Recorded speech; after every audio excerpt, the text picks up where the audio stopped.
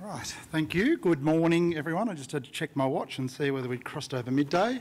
Thank you for asking me to set some context for the panel session, or the last panel session for this morning. Certainly a great honour. Inevitably, there's going to be some overlap with some of the speakers that you've already heard today, and I suppose you'd be a bit nervous if there wasn't, given we all operate in the same industry and the same space. So apologies in advance for that, but let's go. The first thing I wanted to say this morning is I don't want to be labelled a press or print basher, per se. I love newspapers, I love magazines, I love them as a consumer, and I love them as a media professional.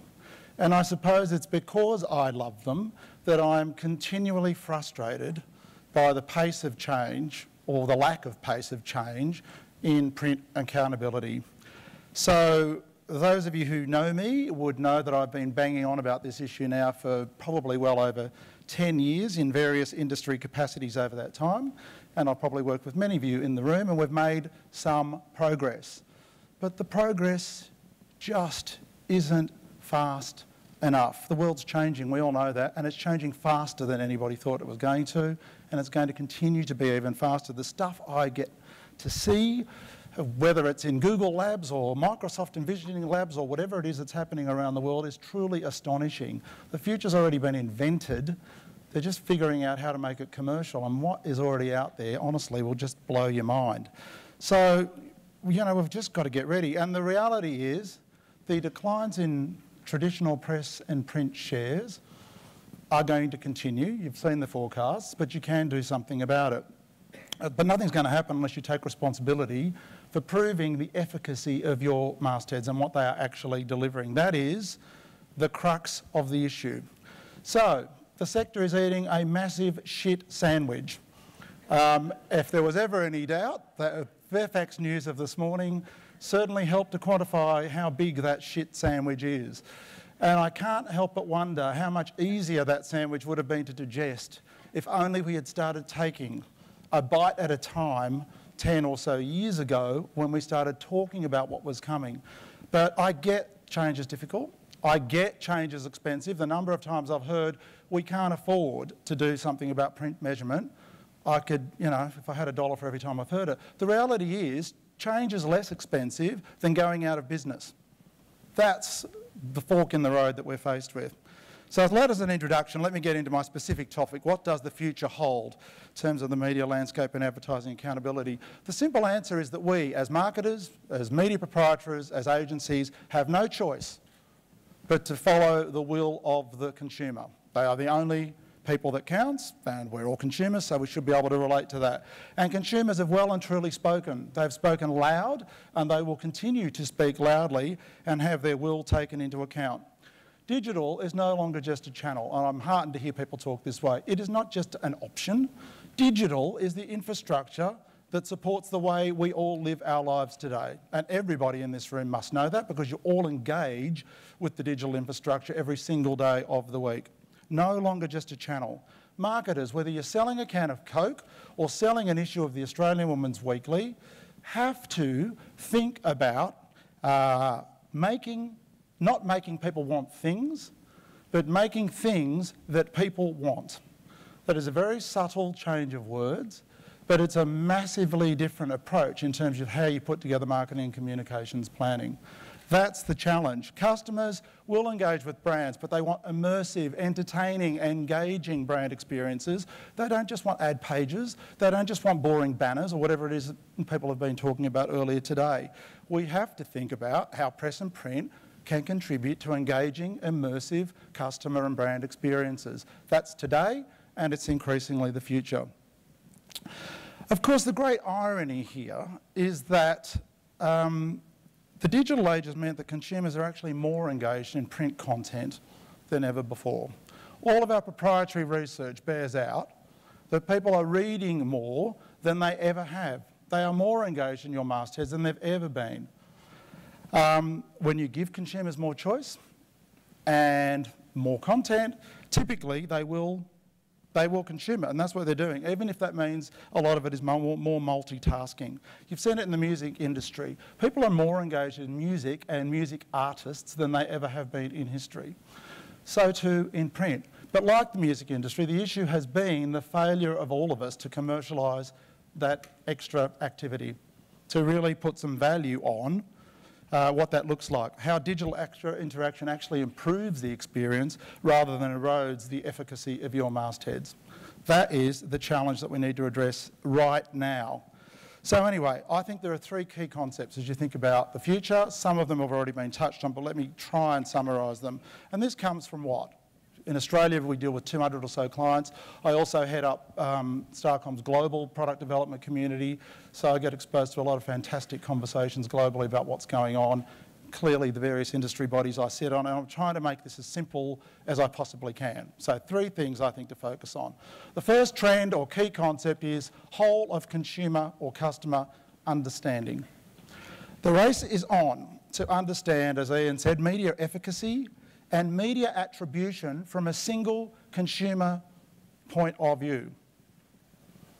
And I get that that's hard, but that's where the game is. What and how are all of the touch points contributing to the commercial impact that we are generating in market?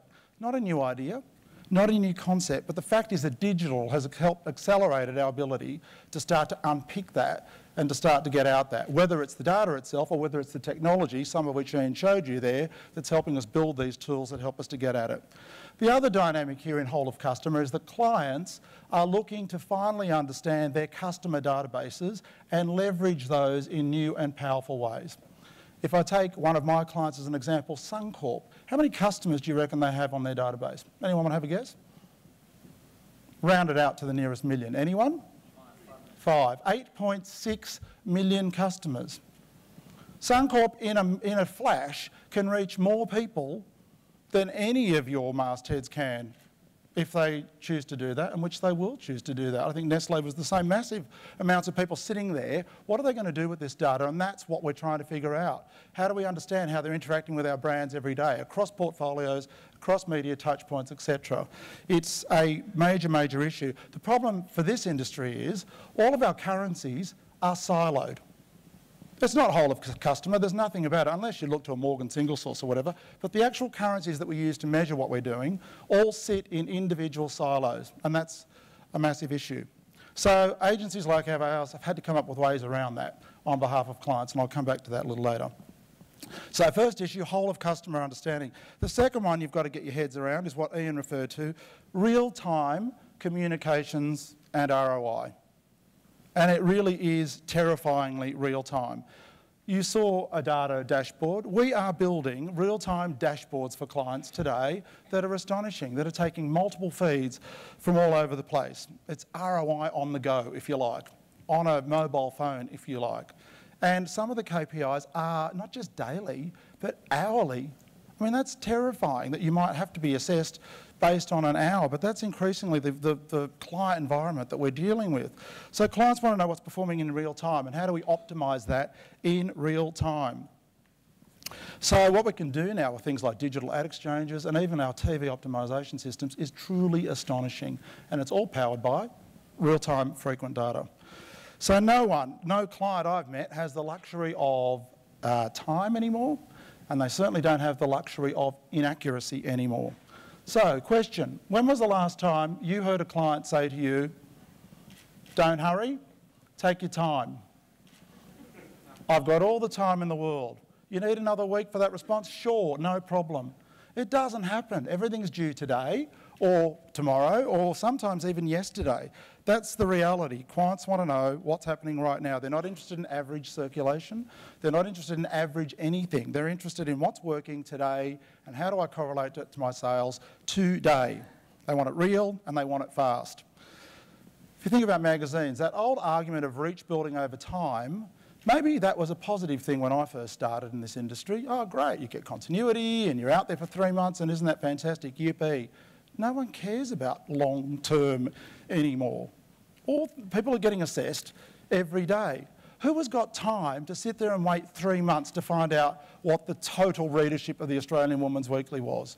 Who gives a shit? What I give a shit about is what's happening today, what's happening this week. The reality is that most monthly magazines build their reach in the first week. Why aren't we measuring that? Why aren't you out there telling people, look at the impact we are having quickly in the first week, and here is how that correlates to sales, and isn't that fantastic? You can't afford to leave us off your next plan. These are the sorts of things that we need to start doing today. So you've got to quantify the immediate impact that your mastheads are having on marketing right now. Another great irony here, and someone talked about earlier, I think it might have been Lou Barrett, talking about engagement. Magazines were the first medium to take engagement seriously. The first ones to go out there and quantify engagement and do research studies and leverage it. And unfortunately, you've fallen behind in that area because clients now want real-time engagement, not just engagement. You're all still doing engagement studies, they're just not fast enough. The other thing you're not doing is, how many times have I sat there and seen fantastic, glossy research presentations done by sophisticated research companies, great, and you've spent loads of money doing them. And then I come out of the other end and go, no one talked about what the commercial impact of that engagement was. And what they certainly didn't talk about was how fast it happened. It's all about speed and results. It's as simple as that. For God's sake, if you're going to spend $100,000 doing a research study on engagement, connect it to outcomes, connect it to why that made a massive difference for the client and how quickly it made a massive difference for the client. Get yourselves back into the conversation. So that's the second area, real-time data and real-time dashboarding and understanding results on the go. The third big area, which Ian touched on as well, is the new industry catchphrase, big data. Big data if you live in the US. Everyone's talking about it, everyone wants it. I don't know how many people actually understand what it is and how important it is, but let me try and just do that in a paragraph. I've mentioned earlier how we're working with clients to help them try and understand their customer databases and to get more value out of those massive customer databases. So they're latching onto this opportunity. You may have heard the phrase segmenting and sequencing of content. What is that? We take big lots of data and we break it down into niches of people that are correlated in some way, have similar interests and whatever. And we increasingly understand where they're at in a purchase funnel through a process. We need to start serving those people specific messages depending on who they are, but at different times of the decision-making funnel as they're moving through it. So it is conceivable, it's already happening, that we may have 20, 40, 60 different pieces of communication in market at any point of time, all trying to do the same job for the same brand, but tailoring those messages really specifically. So that's what we're on about with segmenting and sequencing advertising content in real time.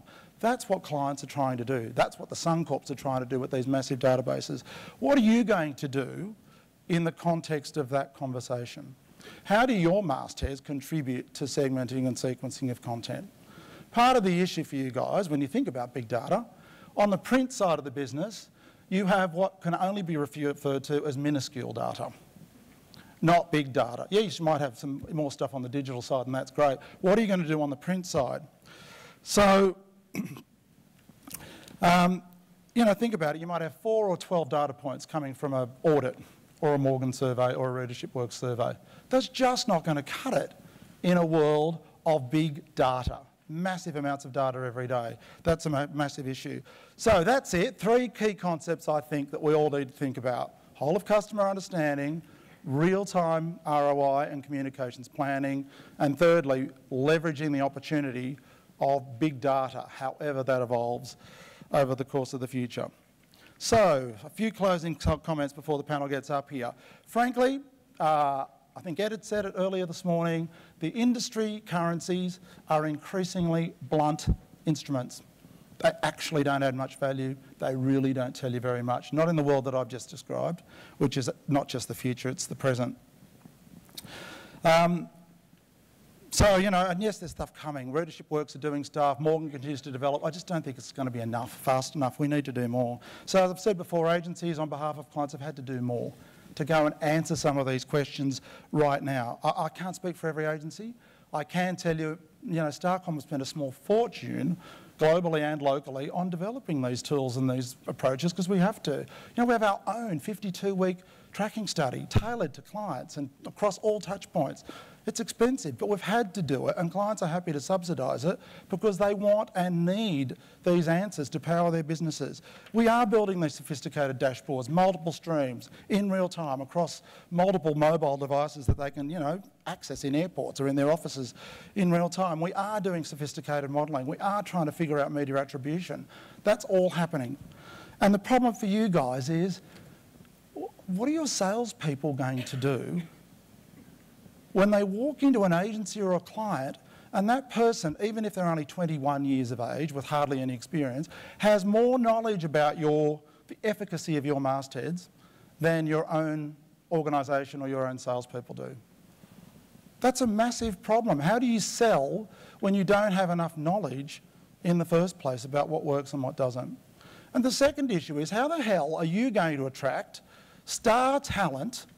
Talent's a huge issue for the whole industry, to your sector, when they're going to go to other trendier, whatever, more dynamic, more impactful mediums that are able to provide this information, that are able to iterate in real time, and that can provide them with a more dynamic and fulfilling career. That's a huge problem. So, that's pretty much it for me. Hopefully you all agree that we are at a crossroads. And if today's result from Fairfax doesn't prove to you that we are at a crossroads, well, my God, what do you need to see to know that something needs to be done? The hole's going to get bigger unless we start doing something about it. And it's a great shame because it doesn't need to be the case. I still love print.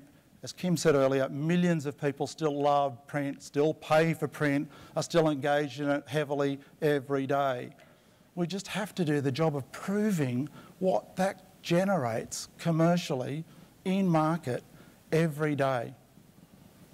And it's not enough to say, but it's a global problem. But no one has solved it globally yet. I'm sick to death of hearing that. That's not a solution, that's not an excuse. We can do it. Look at what we did with outdoor.